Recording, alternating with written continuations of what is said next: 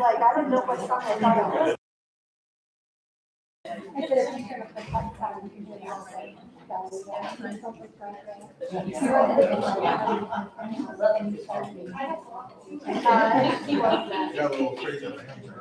All right, welcome everybody at 6 o'clock. So I'm going to call the meeting to order of the Bennington Public Schools Board of Education on May 11th at 6 o'clock, and we'll begin our meeting with the Pledge of Allegiance.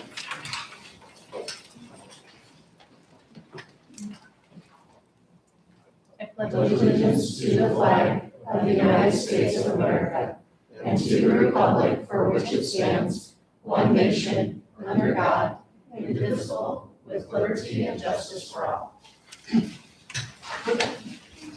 Welcome, it's May, so I'm glad to see a few student faces. Hopefully everybody's getting their graduation requirements in.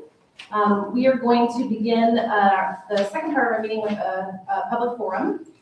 Our meetings are governed by the Open Meetings Act, a copy of which is located on the south wall. And Jody, thanks for verifying publication and notification of our meeting this evening.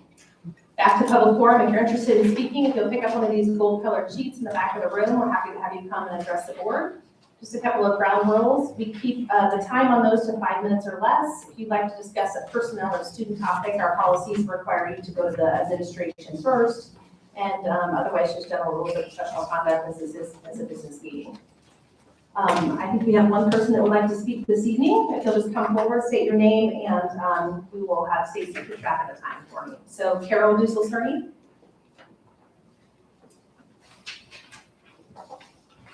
Hello, welcome. Carol Dussel. I don't think that's on. Hang 1 second here. Get Rob up here.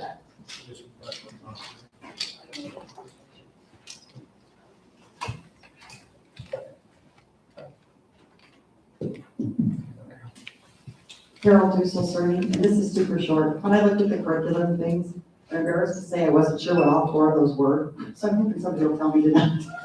That's all. Thanks, Carol. Very good. I'm sure we'll have a full explanation from our curriculum committee on those items. All right, next up is our consent agenda for this evening, which includes approval of our agenda, approval of our minutes from our Monday, April 13th regular meeting, presentation of May bills for approval and payment, and our personnel report.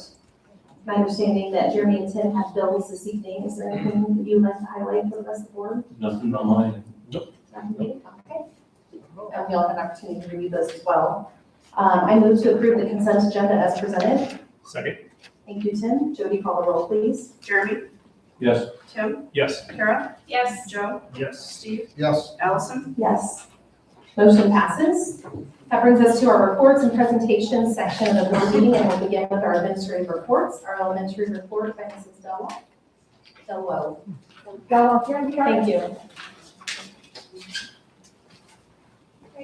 Allison Dello, principal at Pine Creek. We got to celebrate our secretaries and our health cares on Wednesday, April 22nd with Administrative Professionals Day. Each building had their own way of celebrating the people who really make the school run each day. We're each planning our 5th grade promotion the last week of school. Every building does it a little bit differently, but we celebrate the 5th graders going on to middle school. And Friday, we wrapped up one of our end of the year things with our annual talent show at Pine Creek. So it's the best day to sit and watch really brave littles sing and dance and play piano. They're so brave and so talented. So we had a great day. Any questions? Nope. Thank you. Thank you. All right, our middle school report with Mrs. Rucker.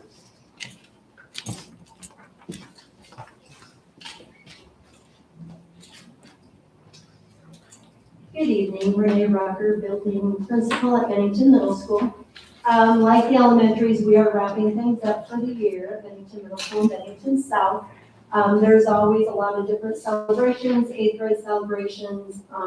But one of our favorite is the middle school honor roll, the Rotary honor roll. We had 17 students who were able to attend that luncheon, and they were nominated by their teachers for leadership, character, scholarship, and presence. So we are excited and given that opportunity. I would also like to highlight a couple of our great outcomes with our NHD, National History Day. We had 8 different groups present at the Nebraska History Day competition. 6 of them get to go on to nationals, so that was really exciting. Mrs. Deagle, the sponsor, has been named Nebraska History Day Teacher of the Year, and she is also in competition for the National History Day. And then last but not least, I know I touched on this probably back in March, but we did have 2 of our science researchers compete at the state level. Both of them placed in the top 10. Both got some monetary pieces with that, and Jenna gets to compete at the national level as well. So super exciting. Just wanted to bring on that, but just celebrate our kids as a whole. We've had a great year. Questions at all? Thank you. Thank you. Our high school report with Dr. Lambert. Greg Liberty, Bennington High School Principal. I want to highlight first the April 21st, that's the Intervention Day. It also doubles as our Bennington High School track meet. So that day was productive again for us from a building standpoint. One thing we changed this year is, as you know, like we summon or request kids with failing grades that day. We started that a week prior to the 21st. So the thinking was if we notified kids on the 14th that they could possibly get the 21st off, we did knock out a number of Fs. But in terms of that specific day, we had 54 kids eliminate an F off of their grade report. 30 students and 54 total Fs came off the books on that day. Now I can't tell you where those grades are at now, but at least during that little target area, an improvement was made. I think the second thing I would like to highlight, in the past, we've done an academic awards night, and the foundation recognizes all of our seniors. We went a little bit different direction this year with May 1st and did an honor roll, academic honors breakfast. And we had 672 people register. I feel like we had more come into the building beyond that, but we received a lot of positive feedback from the families and the parents that were there. Just felt like it was a little more casual, but it did give them the opportunity to celebrate their children or child in terms of their academic letters, honor rolls, cum laude award winners. All of those people were invited. We served on behalf of the nutrition department. Mrs. Watson-Bob, Mrs. Christensen helped serve a quality breakfast, and the foundation picked up the tab for that. And then probably the last thing is we're in the final 10 days, trying to outline kind of where we're at. We have 2 more days with seniors that they're required to be in the building Thursday. It's any callbacks for kids that need to wrap up some loose ends. Rehearsal on Friday, graduation on Sunday, and then we'll get into the last week with final exams for the 9th, 10th, and 11th graders, the 20th through the 22nd. Questions for me? No, thank you. Thank you. All right, next up is student services with Mr. Bombeck. Hello, Dan Bombeck, Student Services. Tonight I want to highlight some information about our school nurses. We partner with the Visiting Nurses Association, providers and other related services associated with that for our schools. They're busy. They have a lot to do around the district. In addition to the screenings that they do around the district for our 4th, 7th, and 10th graders, they also provide 321 additional screenings for students that moved in or just needed some follow-up information about their screening. To make sure they're okay, that they can be in the educational environments without any additional accommodations. Moving to the next page on that, emergency medication is another critical piece that our students need. We have, throughout the various levels, we have 103 students that have an emergency medication plan in the pre-K and elementary, 31 in the middle school, and 12 in the high school. That just assures that if anything should happen, it's going to be things like asthma, seizure plans, things of that nature. If there's anything that happens that nature, that we have staff that are trained and able to access those medications for those students. And as you can see on the next one, daily medication administration. On a daily basis, our nurses oversee the administration of 35 medications at the elementary, 32 at the middle schools, and 16 at the high schools, making sure that those are being administered per law and the rules that we have and just best practices that we have in place. Finally, as we move forward, we've talked a little bit about synergy throughout the year and the excitement that we have with that. With that also comes kind of a big lift on making sure that we have the little pieces in place. One of those pieces is going to be for the nurses to just make sure that they have their charting and other systems in place so they can make sure they can access information and that our health aides can access that information, as well as the front offices just in general in our school. And then finally, I know we've talked about Project Adam in a couple meetings. I just wanted to highlight how critical they've been in helping the district achieve that. Any questions? Can you expand on the Project Adam and what it does?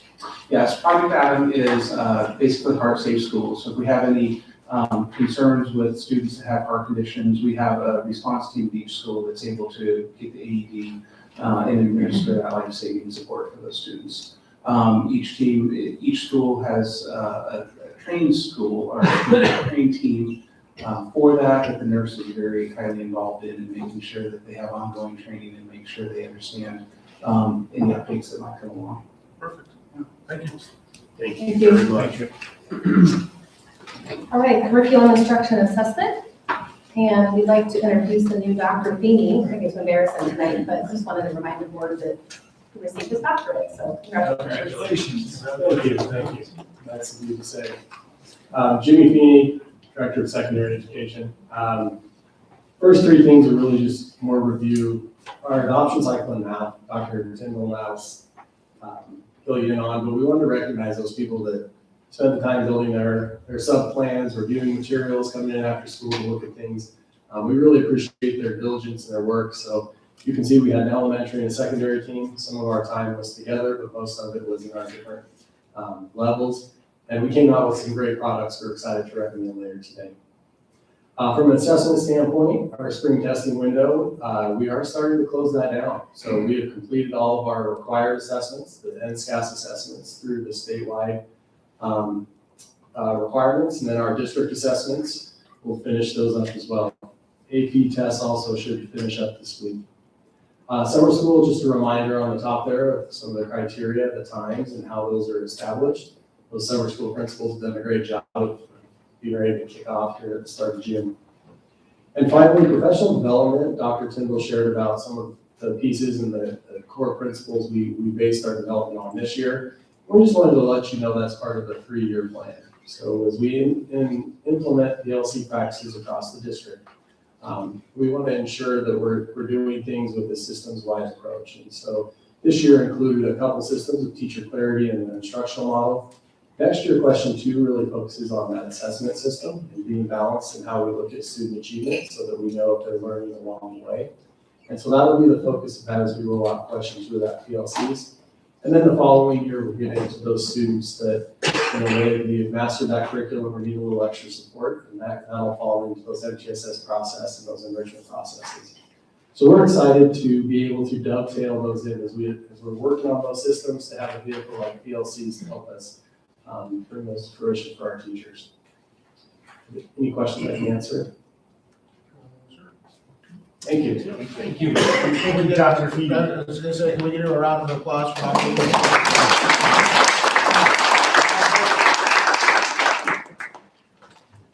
All right, next up is operations with Dr. Lillicamp.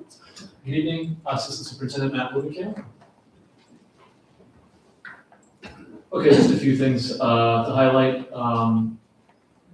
Finishing up the end of the year, I'm sure in the personnel report you might have seen there are some resignations when we start looking at classified staff. That is not uncommon at the end of the school year for our April and May personnel report. We will work as we have over the last 4 or 5 summers. Mrs. Panning and Mrs. Simler and I will work to fill those open paraprofessional positions. And then I'll work with Mr. Edens and with Mrs. Watson to fill the food service and transportation positions. But that is not uncommon for us to have at the end of the school year, some resignations that are maybe higher than other months throughout the course of the school year. And with that, it's kind of a fine line on when you want to go advertise and hire for those positions, because if you hire too far out, that's 2-3 months away, and that's a long time before somebody waits to get a job. And you don't want to get too close to the hiring date because you don't have enough time to train them and get them turned around. So we've kind of found that really sweet spot in the middle of July where we have 3 or 4 days where we interview quite a few people over those 3 or 4 days, and then we make our selections from there. And then you'll see in August in the board report, you'll probably have quite a few hires at that time. So that's generally been our trend for the last couple of years. So just wanted to inform you about that. Stacy, if you can scroll down to the pictures of the construction, please. Keep on going. Nope, there you go. Okay, updated pictures at Bennington High School number 2. You can see that the decking for both the first floor and the second floor on the academic wings is now on. And as you scroll down, Stacy, the gym box there now has the front face of it that completely has brick that's enclosed it there on the front. So you're starting to see what that would look like as you pull up to the school here in a couple of years. And as you continue to scroll down, kind of a picture looking from the north back to the south. This portion of it, or the north portion of it, you can see where there's a road that's going to be built that runs through there. The name of that road is Chicory. And then the name of the road that's going to be where the cursor is now, moving back towards Military, will be 177th Street. That's the name. Those are the 2 names of those roads. But if you look at north of Chicory there, that is land that we will not develop at this point in time. It's for future sites as needed as we look at growth in Bennington, and about 15 to 18 acres that are there for down the road. But as far as construction goes, the gym box you've seen, Stacey, can you scroll back up to that first picture? You can see where the academic wings are there with the decking on them, and you can see the gym box that's to the north of that, and there's that open area in between. That's the commons area, the kitchen, so on and so forth. That will start to get built on Wednesday, and that will move fairly quick. So we'll start to see where it doesn't look like maybe it's 2 campuses on one campus, and there'll be something that joins them together there on Wednesday. So those are my updates at the Office of the Operations here. Any questions I can answer for you? Thank you. Okay, thank you. Thank you. No round of applause for you. Fair. All right. My report, I just want to begin with talking about our retirees. We have had no formal recognition, or we've had formal recognition ceremonies during the board meetings in previous years, working with our teachers and our staff committee. We tried to do something a little bit different this year. And so those retirees were all recognized within their own buildings. Went to each of those celebrations. They were really well attended. They definitely got all the appreciation that they deserve. But I did want to at least mention and recognize them here. First one we have is Don Kuchera, who has spent 36 years in education, 25 of those here at BPS. Connie Burgers, 30 years in education, all 30 here at Bennington Public Schools. So been here a long time, both of those. Connie Cheeks over at Bennington South Middle School, and she had been in the district for 16 years. And then Dave Berger has been driving for us for 8 years. And so obviously, those folks have been awesome. We're really grateful for all that they've provided to our district. Each has been here quite a long time. They've made our district better and made a difference in the lives of students. So just want to recognize each of them formally as well. Next item we had on there is the strategic plan, just kind of an update where we're at, what's going on. It's been a few months since we've talked about it here. Kind of a reminder, in January, you guys approved our 3 overarching district goals. And then we had 8 strategies underneath those 3 goals that we were going to work towards. Each of those goals has their own team. Sometimes our strategies have their own team as well, as they're starting to develop those out and what they look like. Kind of a reminder, the first goal is to proactively plan for the future growth while also fostering community pride. And so this is kind of our vision planning. We know that as a growing district, we're going to have to continue to have great visions and great plans for what it looks like. We also know as we grow, we want to continue to have that small community atmosphere. And so trying to weave those 2 together within this goal. The second goal is for our academic goal, and it is going to look into our instructional practices, MTSS systems, our instructional framework, and our career technology education development or pathways that are associated with that. They have 3 strategies. They've been getting together and working on what that looks like. And then our third goal is our recruitment and retention goal, just talking about our hiring pipelines, our onboarding, culture, collaboration, and make sure our professional development also aligns with everything. And so that team's been working hard as well. Moving forward, what this is going to look like, we spent the last 3 months really starting to work our way through this. We'll continue to do it throughout the summer, and then ultimately come back to you guys with an action plan to show that we are making progress towards the goals that you have set out for us. And then we will have those goal teams out in front of you periodically to say, here's where our action plan is, here's what we've achieved, here's what maybe we haven't got to yet, and where we're going. Knowing obviously that whenever you put a 5-year plan together, it might have to be a little bit organic in nature. There's going to be some things that we're like, hey, we've done it, we've arrived, we got what we wanted to. What's next? And then we'll continue to build it out over the course of those times as well. So probably not a ton coming to you guys here until the end of the summer, but starting at the beginning of next school year, don't be surprised to see people with board meetings regularly updating on progress.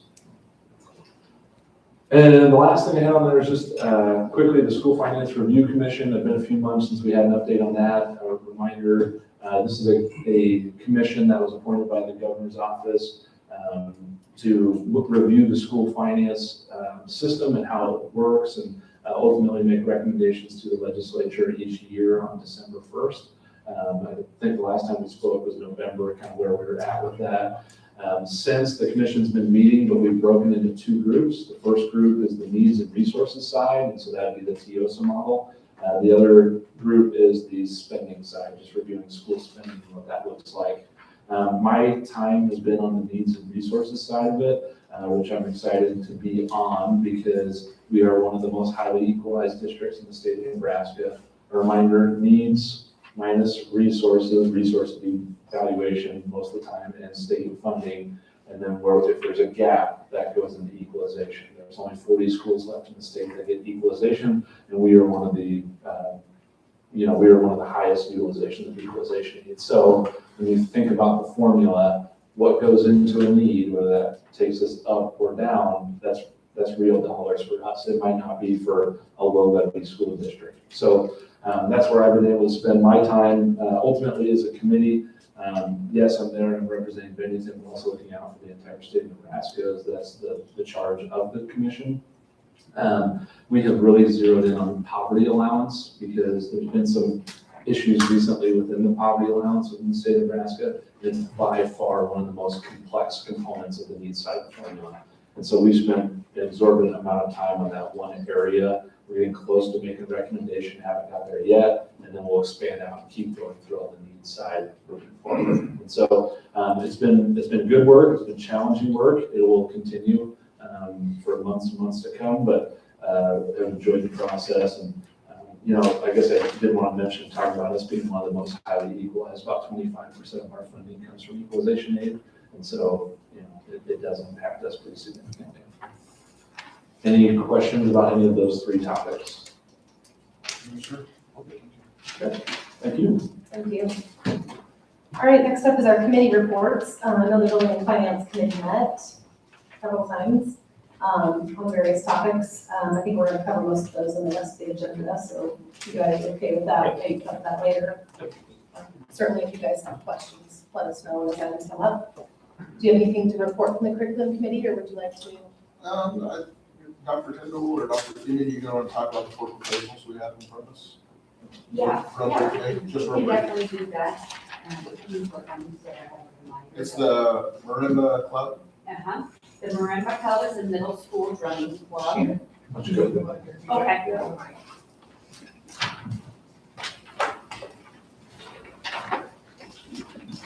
Shannon Tyndall, Director of Elementary Education.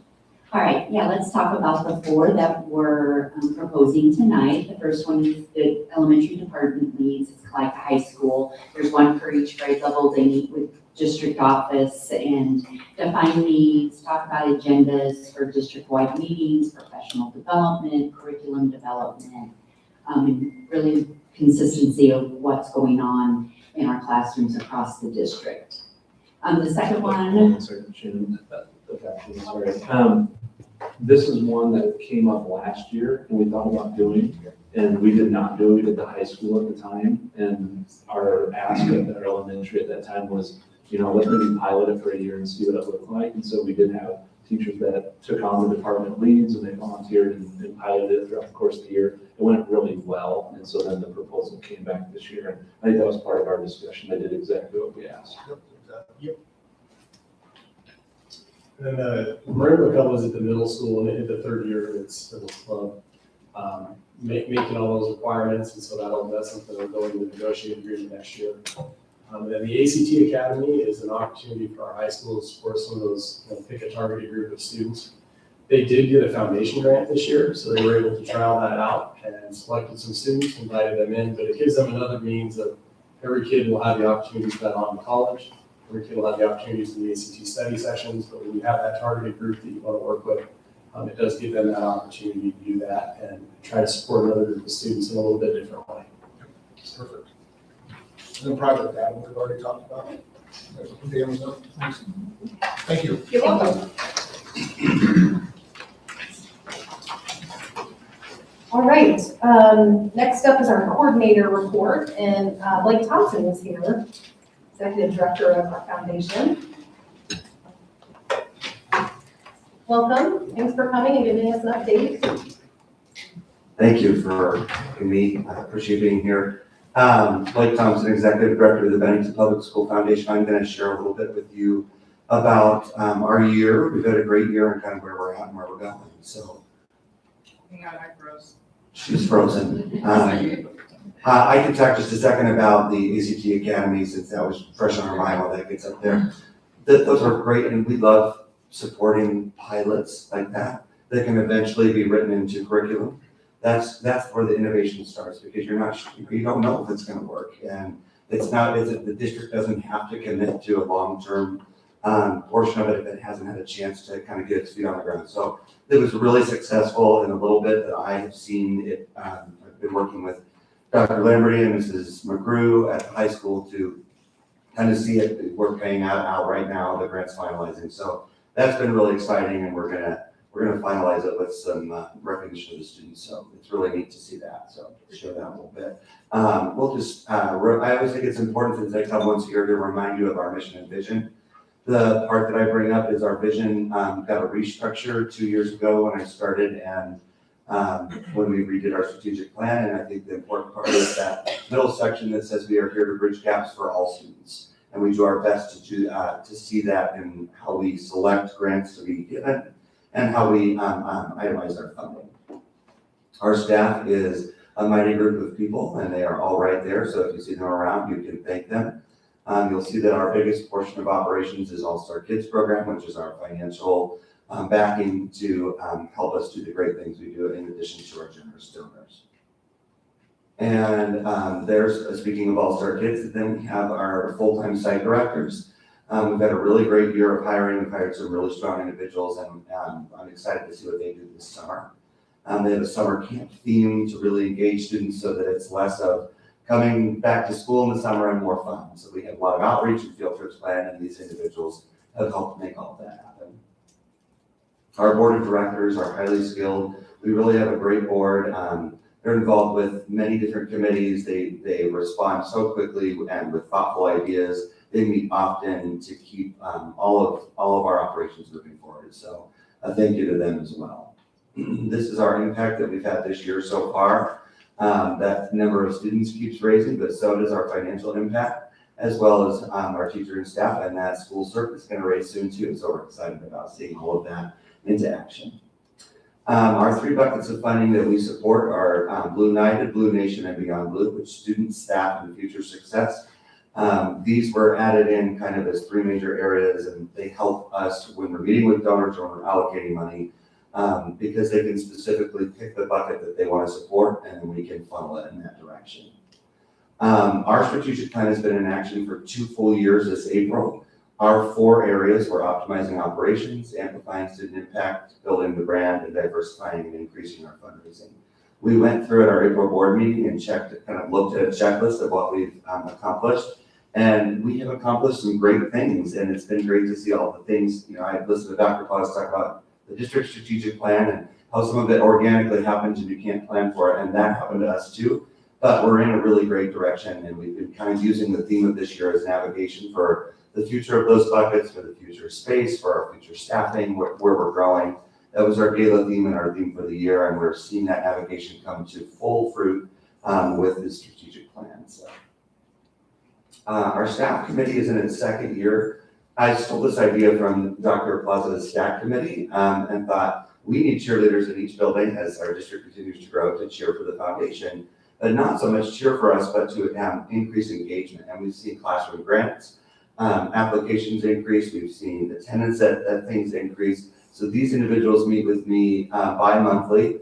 I was able to present on this at the National Conference for Education Foundations, and it was very well received. I'm very thankful to these individuals. Our staff campaign doubled in what the giving was happening, and we're seeing a lot more engagement with the foundation from our faculty and staff, which we're very excited about. Alumni Alex Thacker reached out, and he is a partner with Weedman Lawn Care in Omaha. He donated $10,000. I was able to speak at the State of the Union address for Weedman and advocate for this money. The biggest challenge is figuring out how to funnel it that meets Weedman's needs and our district needs. We were able to funnel it to our shop program and to the career and technical education and get some students some hands-on equipment that they could use. It also met some heartstrings of Alex that he felt when he was here, and some great mentoring he got along the way. And then speaking of great donations and giving, Jeremy Dick, school board member right here, I've gotten to know him a lot more over the last month and a half. It's been really great. We established the Dr. James and Susan Dick Memorial Scholarship in his parents' name. It's a $50,000 quasi-endowment that will return a scholarship every year starting next year. And that scholarship will be for students going into education, seniors going into education. It's part of our Forever BPS program that we started last year, Leaving a Legacy. Jeremy was able to speak at our first ever planned giving night last Tuesday, and it was really great to have him speak at that, and appreciate Jeremy and Jen and their donation, and excited to see this program kind of catch fire and continue to roll. Our academic awards ceremony, Dr. Lamberty touched on this. We gave $142,000 in our scholarships. We gave we facilitated $30,000 in local scholarships, and the Logoman scholarships gave $20,000 in senior awards this year, and there they are celebrating their great day. Our gala made a record of $81,000, which is really excellent. We had a beautiful night, lots of great attendees. Appreciate everyone who supported that in one form or another. Our trifecta game night raised $5,246, which would support our student needs program this year, so that's great. All of this money goes directly back to programming in those 3 buckets I mentioned. We see a lot of staff attend this night and have a good time, and that's really important. It's also a fundraiser in addition to being a fundraiser. Upcoming Bennington Days, June 6th, is our Triple B race. We really hope to have people come out. You can still get your registration in. We're doing a lot more collaboration this year. So the HAL students, middle school students, are 3D printing all of our medals, which is super exciting. And that's been a fun process to see that. So we're just seeing this is catching a lot of fire too, and it's really exciting to see. Our participants, we're hoping to have 150 plus. In the first year we had 46, so we're seeing a lot of growth. Alumni development, we're going to be hosting our first ever all-school reunion. It is September 27th, which is over Founders Day weekend here in Bennington at the barn here in Bennington. And so we're really excited about that. And we have a lot of alumni that seem to be pretty excited about coming back. We provide a reunion guide for individual class reunions that we put together, and alumni tailgate and small things, but we're excited for that big event this year.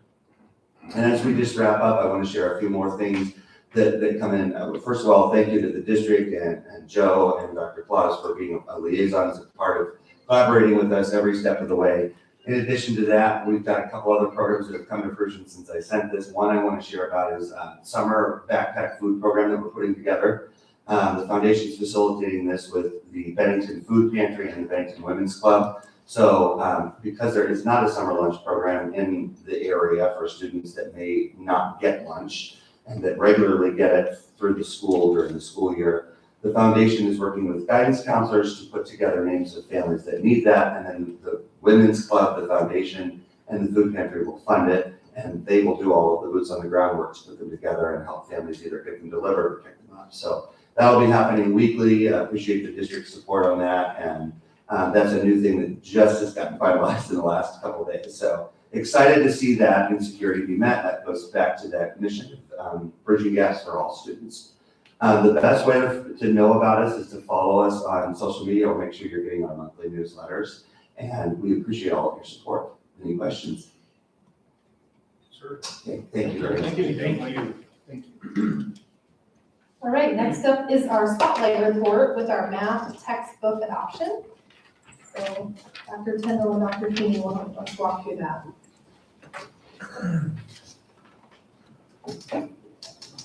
Good evening. He's giving money and we're asking for money. Shannon Tyndall, Director of Elementary Education.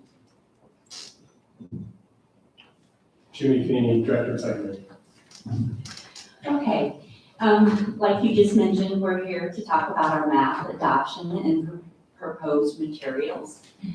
The adoption started in August and is run throughout the year. In the first part of the adoption process in August and September, we did a dive into our current reality. We developed a mission and vision and decided what criteria we would look for in our next math programming. October and November began our curriculum evaluations. We had anywhere, depending on the level, from 5 to 12 options to look at, and we rated those on the evaluation form that we created. Then finally, in December and January, it was time. We had our finalists and we had vendor presentations come in, and we selected our top one based on that. And then the second part of the year, we worked on having initial trainings, looking at the standards, doing some vertical alignment, making sure what high school chose that elementary was supporting, and the transition into middle school.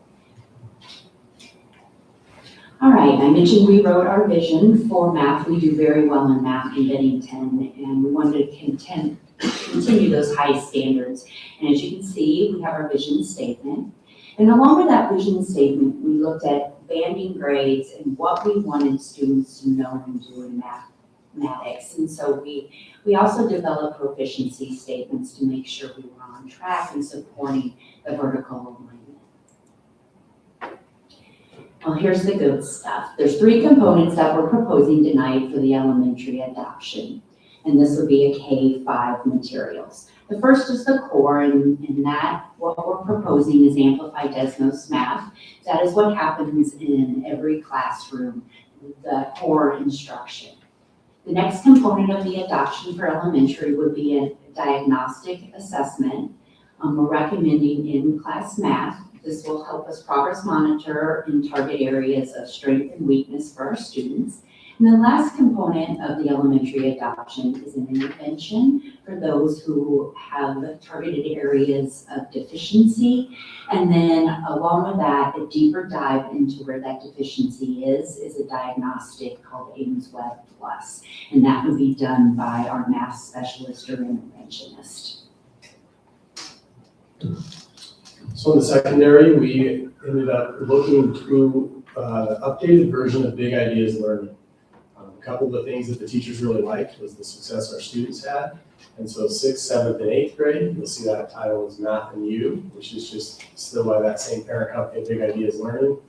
And algebra, geometry, and advanced algebra changed to concepts and connections. So again, Big Ideas Learning, as well as the high school electives, you'll see kind of 2 different groups here. We do want to update our pre-calculus math. That's a new text that we'll be using. It has a little bit better transition into pre-calculus. The teachers appreciate it. And then finite math will be on a 1-year contract, which I'll touch on in a second. And then AP calculus is the same text, just a new edition.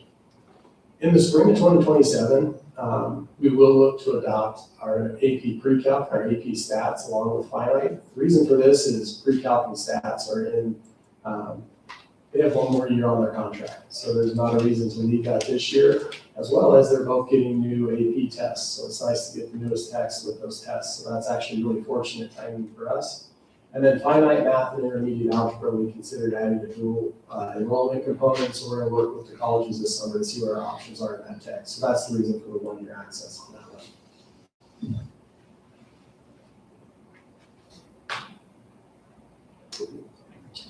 Okay, we wanted to go into some strengths and weaknesses and why we selected for our core curriculum, Amplify Desmos. Some of the strengths, we looked for a program that was high on conceptual and fluency. Those are the two components when learning math. The teachers that were on the committee that Dr. Feeney presented earlier, they really liked the strong instructional components. It was easy to follow. It had clear objectives, consistent routines, and really liked the platform that it was delivered in. They thought the content was very engaging for students. It was rich in discourse, meaning there was math discussion, opportunities for students to collaborate. It connected to real world problem solving. And there was a component of it of games that made it more engaging for students. The rigor was there, and it was a balanced approach. It had strong modeling, scaffolding opportunities for high and students that maybe needed a little more support. And what we know about mathematics, the spiral review, we continue to hit skills and concepts throughout, and not just an event, but it's throughout the year growth.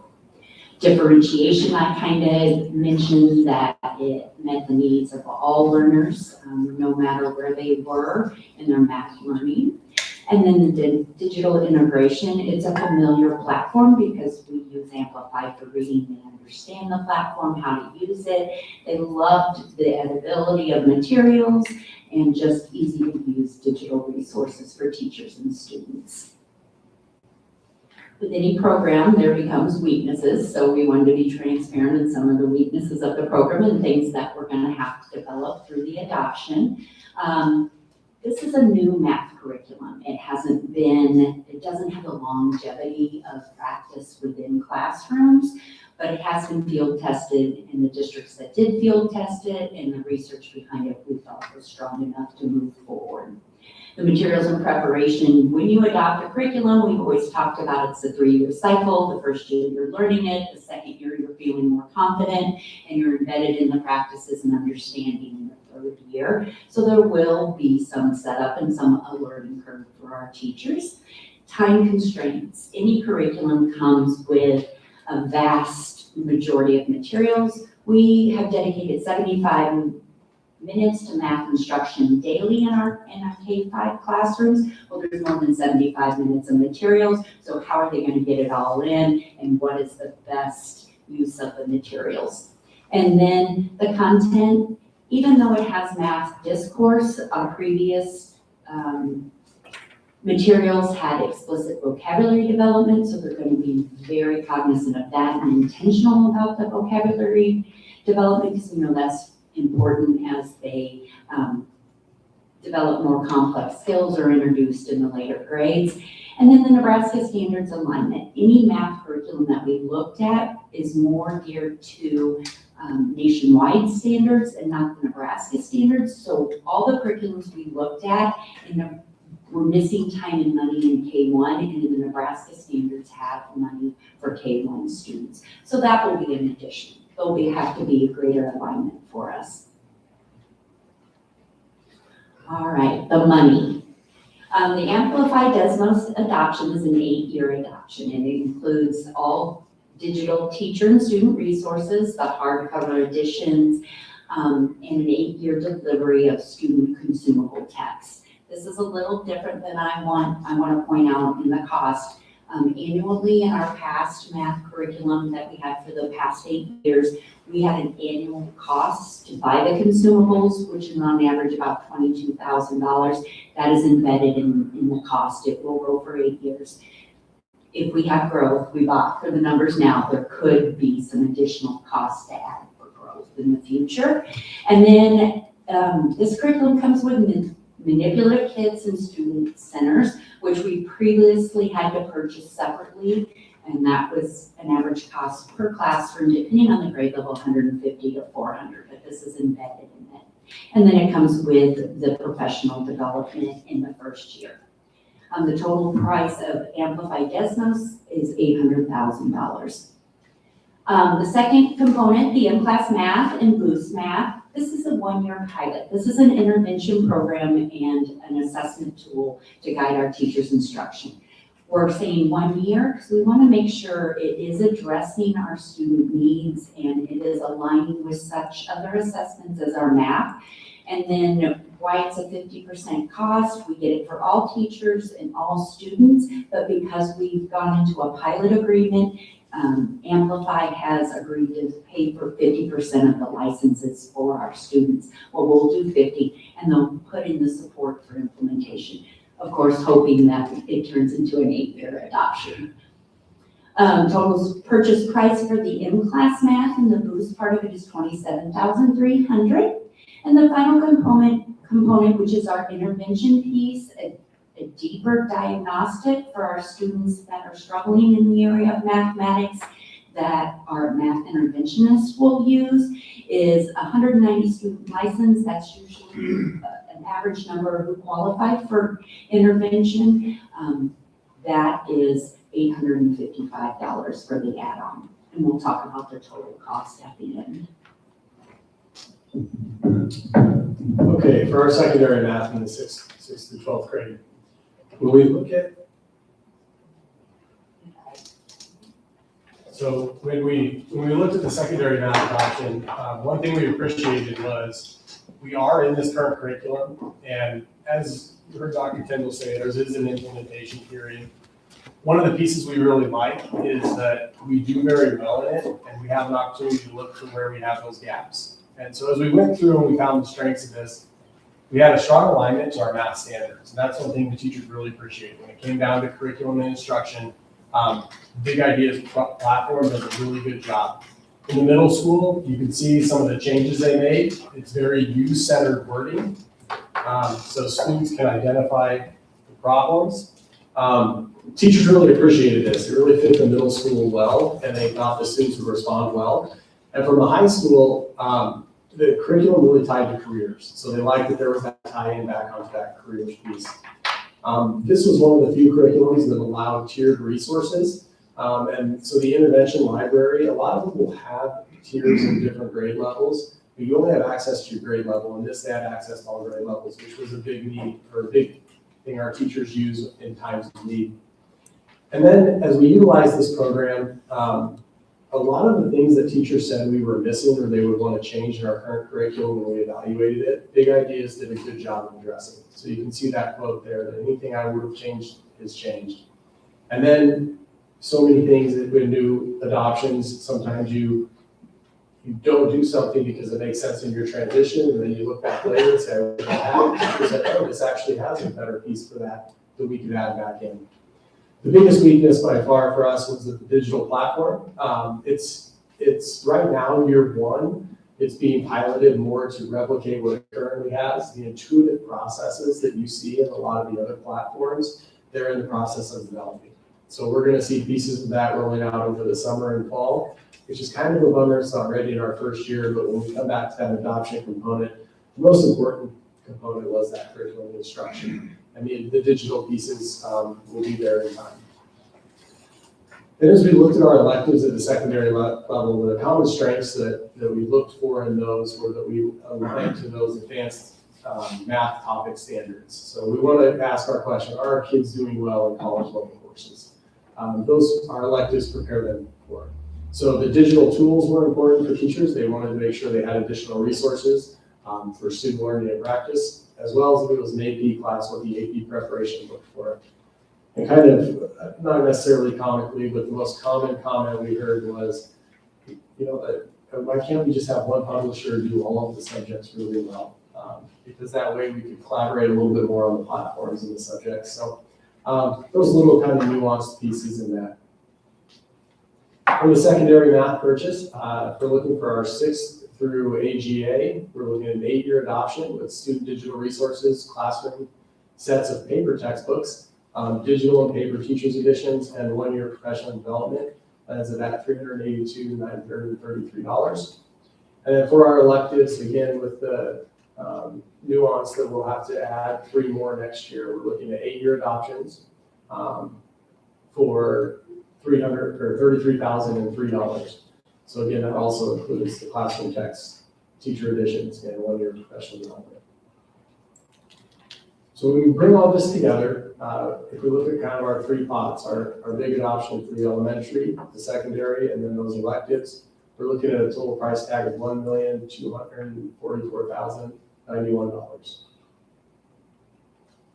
As we look at rolling this out, that implementation plan really starts later this year. June 8th, we will have a material viewing for the community. So anyone who would like to come take a peek at those can show up between 4 and 5. Dr. Tyndall and I will be ready to show them the curriculum, both in paper and digital forms.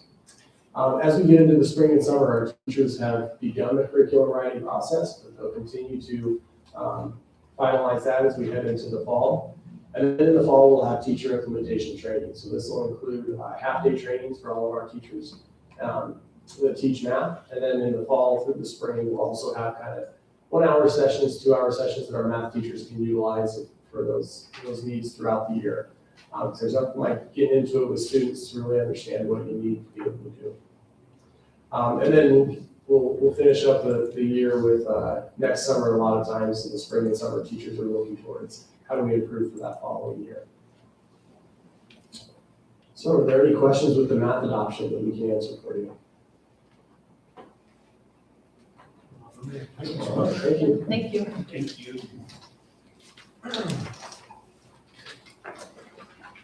All right, that brings us to our new business for this evening, which is the first item is for us to discuss, consider, and take action on the curriculum and personnel proposals. And I think we've talked already about those that are up for approval this evening, but certainly I'm happy to have other questions as folks have them. Is there any other questions?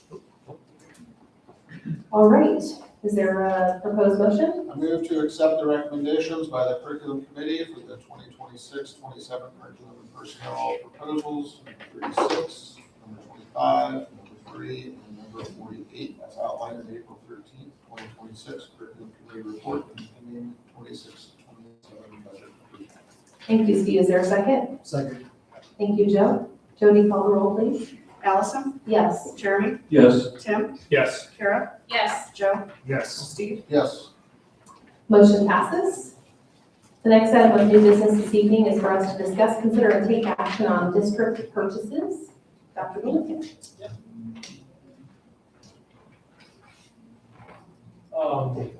As you hear often, we're growing, and like everything, our food service department and our needs in the food service department grow just like everything else. And we're in a spot where our walk-in cooler at Bennington High School that was built in 2005 with the original facility is now not at a size that we can house all of our food. We have commodity drop-offs that are once a month, and then we have weekly grocery drop-offs up at the high school, and we are at a spot where our current walk-in cooler is over capacity. We're not able to house all of the food we need to feed our kids on a daily basis in high school. And so Mrs. Watson over the last 4 or 5 months has worked to look to bid out and to look at being able to retrofit a walk-in cooler into some space that we have in the back of our kitchen. And so had a chance to visit with Building and Finance about this on multiple meetings, and I'm bringing a recommendation to you to purchase a additional walk-in cooler for Bennington High School at the cost of $29,096. Questions I can answer about that walk-in cooler? This will be before the next school year. Yeah, we plan on building it this summer and installing it this summer. Fantastic. And we did discuss as a committee too, having to reshuffle things around, and we're wasting a lot of time trying to fit stuff and actually be able to walk in the cooler.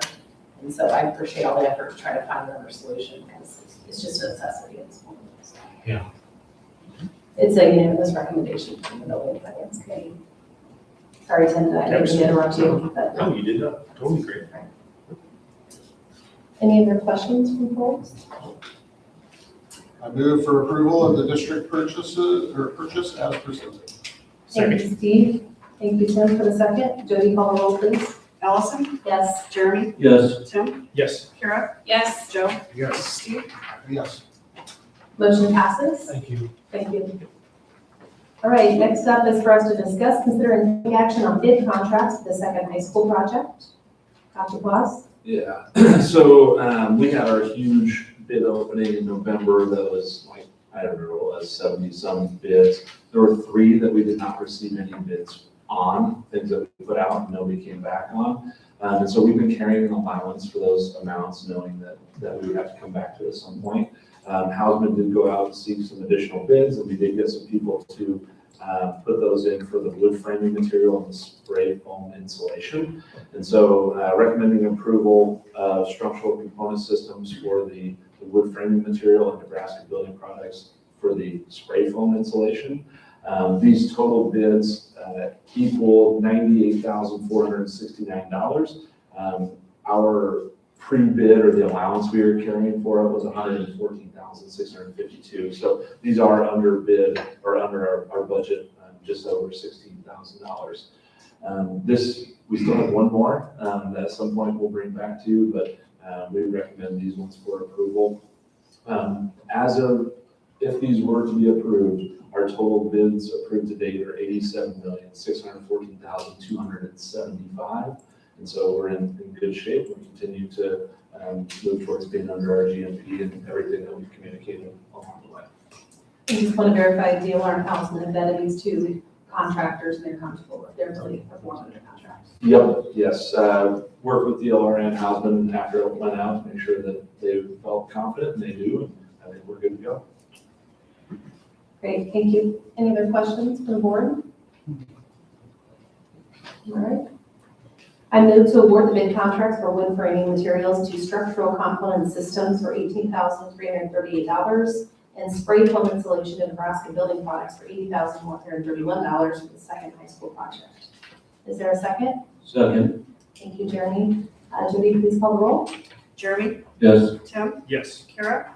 Yes. Joe? Yes. Steve? Yes. Allison? Yes. Motion passes. Next item is for us to discuss, consider, and take action on the preschool, elementary, middle school, and high school handbook revisions. And I guess there's no real action, so sorry I misspoke there. We're just reviewing what the changes are. I was gonna say that. We're just here to kind of highlight a few of the changes.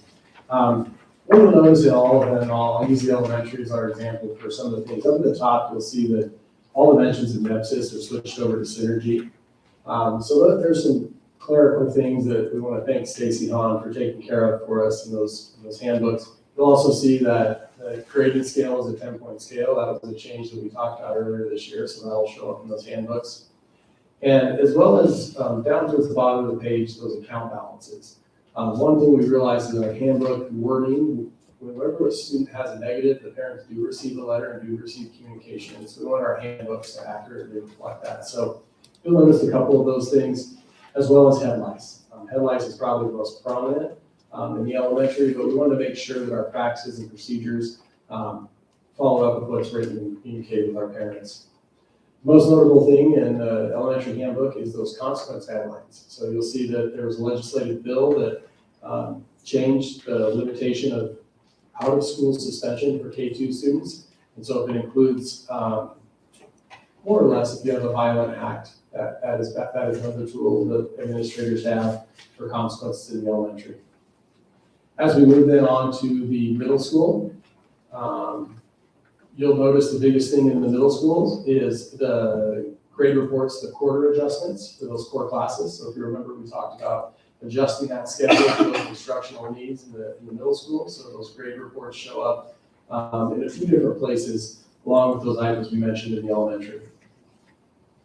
And then as we move into the high school, some of the more clerical pieces will be, you'll see like the update to Class A and SAA class. You'll also see that proposal for 0 hours, so adding that time of day and when that would meet for that.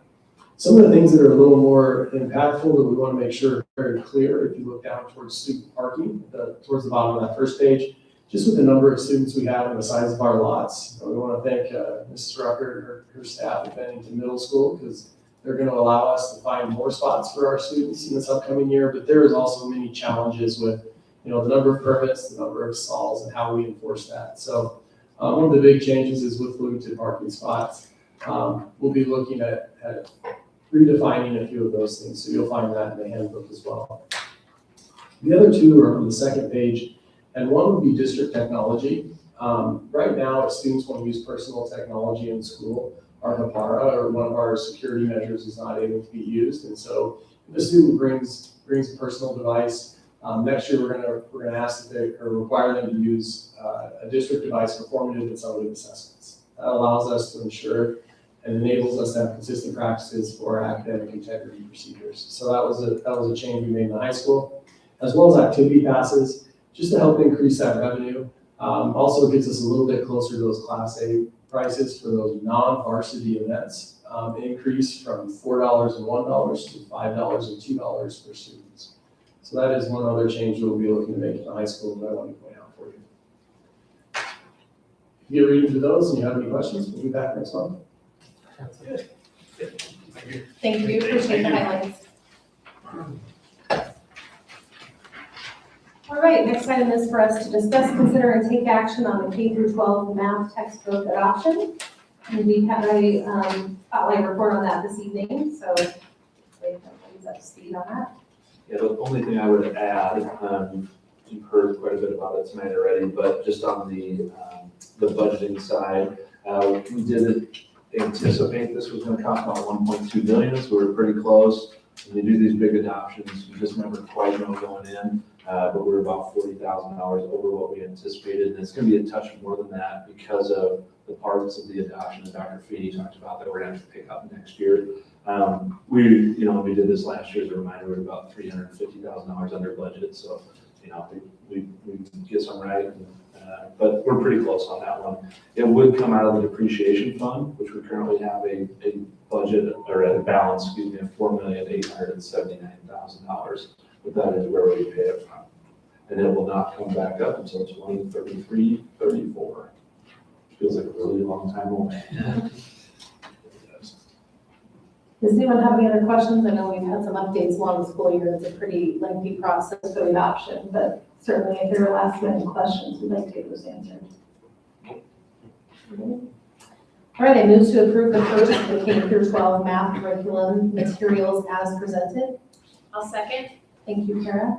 Jody, call the roll, please. Jeremy? Yes. Tim? Yes. Kara? Yes. Joe? Yes. Steve? Yes. Allison? Yes. Motion passes. We are now going to go into executive session, but just wanted to highlight for the folks in the room, we do not anticipate any action after the session, and wanted to highlight a few administrative reminders, just to make sure everybody is aware. Our next regular meeting is June 8th here in the district office at 6 p.m.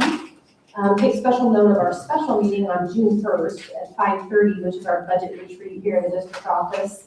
And then if anybody in the board is interested in some professional development, the NASB School Leaders in School Law Seminar is in Kearney on June 11th and 12th, so make sure that you'd like to attend. All right, is there a motion for executive session? I move to enter an executive session to evaluate the job performance of an individual and prevent the needless injury to the reputation of that individual, and for negotiations between the board and superintendent. Thank you, Tim. Is there a second? Second. Thank you, Joe. Jody, please call the roll. Kara? Yes. Joe? Yes. Steve? Yes. Allison? Yes. Jeremy? Yes. Tim? Yes. Motion passes. Thank you. Any students in the room that would like their paper signed, please come up and get those signed. I'm happy to do so for you. Thank you.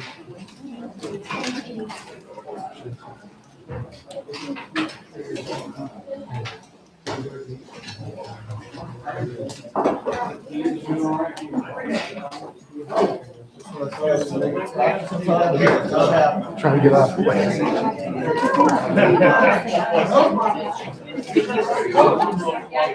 Correct. That would be